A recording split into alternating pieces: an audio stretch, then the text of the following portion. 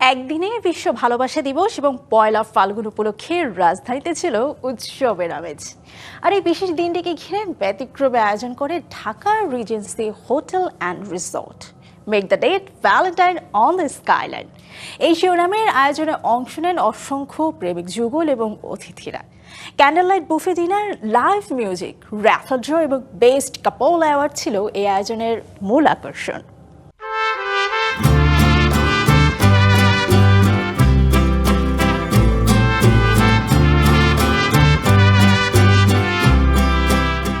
মনোমুগ্ধকর live concert, special buffet dinner, raffle draw সহ নানা আয়োজনে ভ্যালেন্টাইন ডে উদযাপিত হয়েছে রাজধানীর ঢাকা রিজেন্সি হোটেল অ্যান্ড রিসোর্টে। Make the Valentine date Valentine on the skyline শিরোনামের যে অনুষ্ঠানে বিশেষ ডিনার নাইট উপভোগ করেন অসংখ্য প্রেমিক যুগল ও অতিথিরা। একই দিনে বিশ্ব ভালোবাসা দিবস ও পয়লা ফাল্গুন উদযাপনের সুযোগ তৈরি হওয়ায় আয়োজনটি সকলের কাছেই পায় বাড়তি মাত্রা। ভালোবাসা আর বসন্তের আবহ মিলিয়ে পুরো পরিবেশ হয়ে ওঠে প্রাণবন্ত ও বর্ণিল। ভ্যালেন্টাইন ডে এবং পহেলা ফাল্গুন একসাথে আমরা সেলিব্রেট করছি।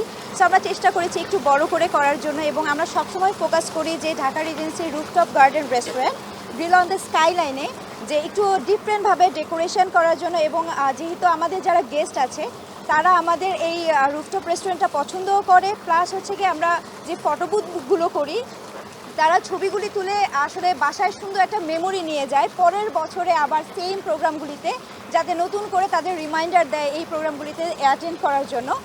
হোটেলটির স্কাইলাইন রেস্টুরেন্টে আয়োজিত বারবিকিউ ক্যান্ডেল লাইট বুফে ডিনারে অংশ নেন অসংখ্য প্রেমিক যুগল ও অতিথিরা। মনোমুগ্ধকর সাজসজ্জা, মোমের আলো আর লাইভ মিউজিকের আবহে আয়োজনে তৈরি হয় রোমান্টিক পরিবেশ। ছিল র্যাফেল ড্র ও বেস্ট কাপল অ্যাওয়ার্ড, যা আগতদের মাঝে যোগায় বাড়তি উচ্ছ্বাস। এখানে সবসময় এরা নতুনত্ব করতে চেষ্টা করে, আমার মনে হয় এই ডেকোরেশনটা ভালোই করেছে। অত্যন্ত খুশি, and this is our first anniversary and we don't know and this is our Valentine Day too. And we don't know how to express our gratitude, we don't know how to express our happiness. আয়োজনে প্রেমিক যুগলদের জন্য যেমন ছিল বিশেষভাবে সজ্জিত private tent, তেমনই ছিল photo বুথের ব্যবস্থা।